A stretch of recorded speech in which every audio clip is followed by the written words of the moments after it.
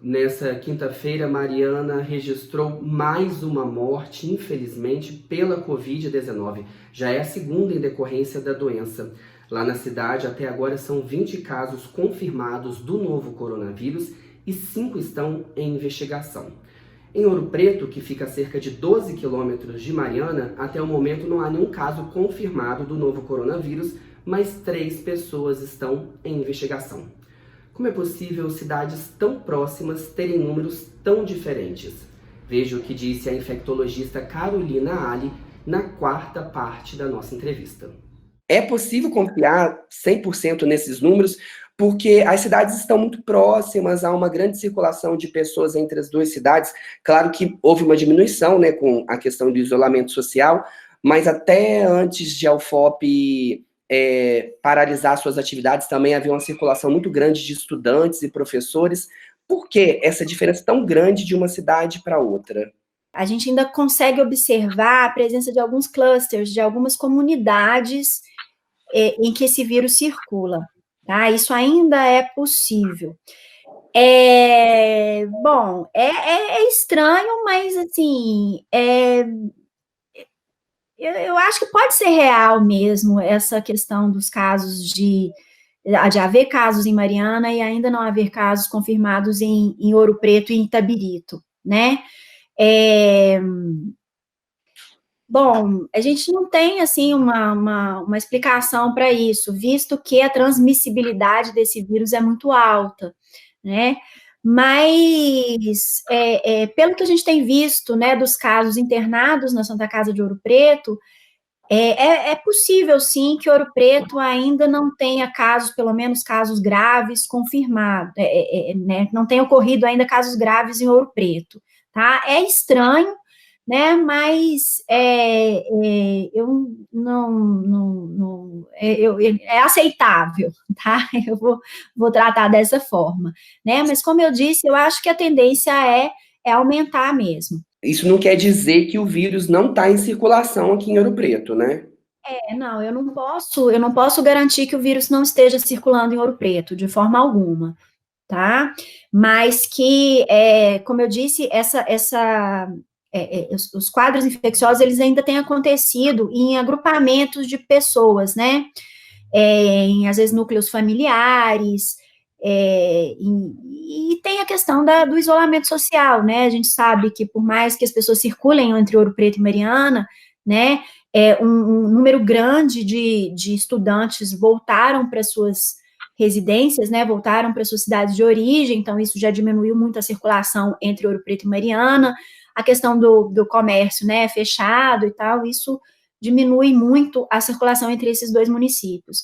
Mas eu acho que, para esse momento, esses dados ainda são aceitáveis, né, eu acho que é possível, realmente, que o vírus esteja circulando, mas ainda não causando doença. Nós temos que lembrar que existe um número grande de assintomáticos, né, de pessoas que não vão desenvolver sintomas ou que vão desenvolver sintomas muito leves, que não vão necessitar sequer de procurar uma unidade de saúde, né? Então, é possível, sim, que esteja circulando, mas isso ainda não apareceu para a gente, em Ouro Preto. Professora, eu vou dar só um panorama aqui da realidade da estrutura de saúde aqui na região, uns dados que eu tenho aqui, antes de fazer a próxima pergunta. A senhora trabalha na Santa Casa, então conhece bem essa realidade de perto aqui da Santa Casa de Ouro Preto, né? A Santa Casa ampliou o seu número de leitos, foram criados 10 leitos específicos para o atendimento de pacientes com a Covid-19. Aqui em Ouro Preto, o hospital de campanha também já está funcionando, mas os casos graves, eles vão ficar lá no hospital de campanha de forma transitória, né, até serem transferidos para a UTI da Santa Casa, caso necessário. Lá em Mariana, o hospital de campanha ainda nem está funcionando. Lá na cidade, na verdade, eles nem estão chamando de hospital de campanha, eles estão chamando de leitos de retaguarda. Lá em Mariana também, os casos graves possíveis, né, que aparecerem lá, serão transferidos aqui para a UTI da Santa Casa de Ouro Preto. Mariana recebeu agora uma verba que vai ser usada para a instalação de UTIs, mas, né, eu acredito que isso não é de um dia para o outro, né?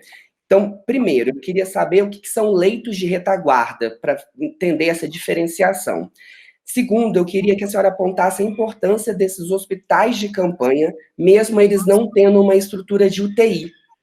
E, por último, eu queria saber se Ouro Preto vai dar conta de atender os possíveis casos de Covid-19, sendo que até então a cidade é a única da microrregião que possui UTI, né? A microrregião é Ouro Preto, Mariana e Itabirito.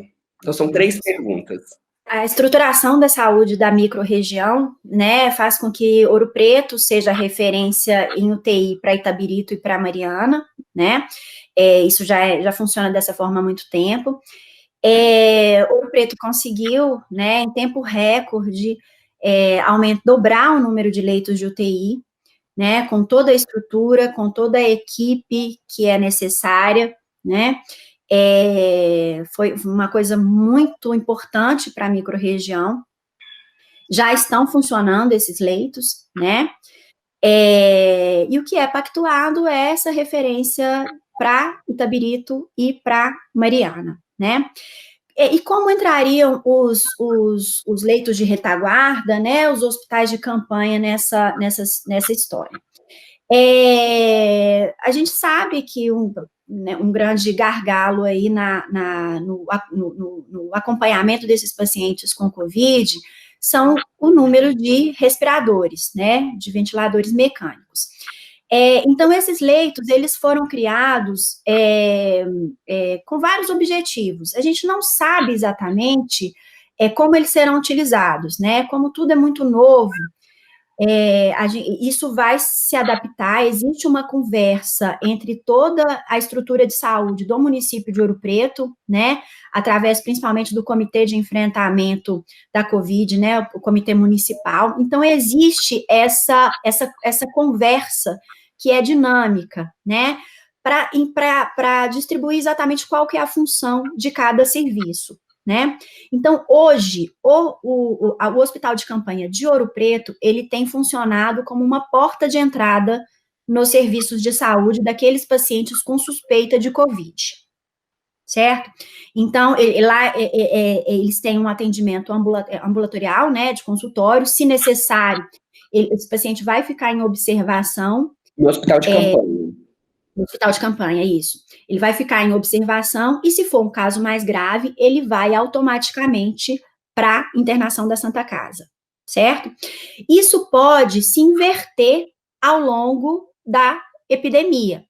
Se, num certo momento, a gente passar a observar que a UTI consegue dar alta para aquele paciente, tá? E precisa vagar um leito de hospital, é possível que os pacientes comecem a fazer o caminho inverso, que eles vão da Santa Casa para cumprir o tempo de internação, né? Porque a gente não consegue, né? Na maioria dos casos, a gente não consegue dar alta da noite para o dia, o paciente não melhora da noite para o dia, isso é um contínuo, né? Então, a gente conseguiria transformar o hospital de campanha no leito de retaguarda, a gente faria o caminho contrário, né? Esse paciente tem condição de sair da UTI, mas ele ainda precisa manter uma observação por alguns dias, a gente encaminharia para o hospital de campanha para terminar essa internação. Neste momento, né, o nosso fluxo, ele contempla que os pacientes leves, com quadros leves, né, vão ser atendidos no hospital de campanha. Se eles precisarem de uma observação de 1, 2 dias, eles vão permanecer no hospital de campanha, tá? Então, atualmente, nesse momento, somente serão transferidos para a Santa Casa os pacientes graves, tá? Mas é isso que eu estou te falando, que isso pode mudar ao longo da progressão do número de casos. O hospital de campanha aqui de Ouro Preto, se eu não me engano, possui 4 respiradores que ainda vão dar uma segurada lá até o paciente ter que ser transferido definitivamente para a UTI da Santa Casa. Eles vão ser usados de forma transitória, segundo o secretário de Saúde, né? Esses respiradores vão ser usados. Exatamente. Os respiradores do hospital de campanha, eles vão ser utilizados nesse primeiro momento para estabilizar o paciente até que a gente consiga essa transferência para a UTI, né?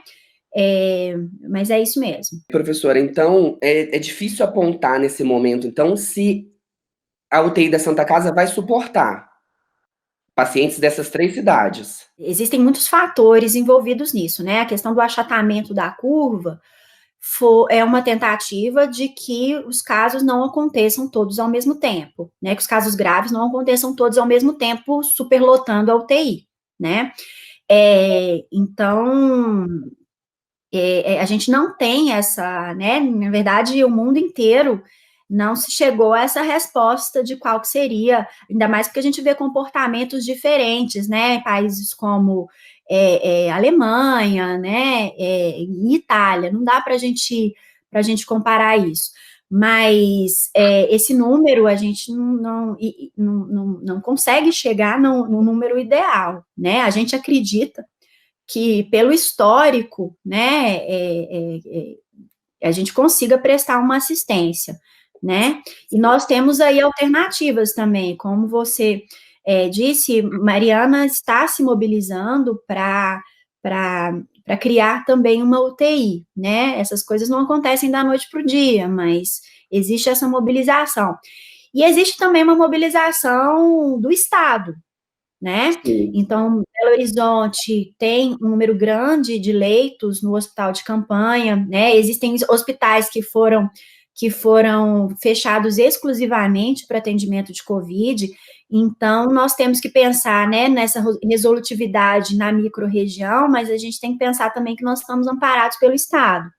De certa forma, essa estrutura montada com hospitais de campanha, com ampliação da UTI da Santa Casa, ela, a princípio, ela é uma estrutura que atende. Sim, sim. É uma estrutura que atende, né?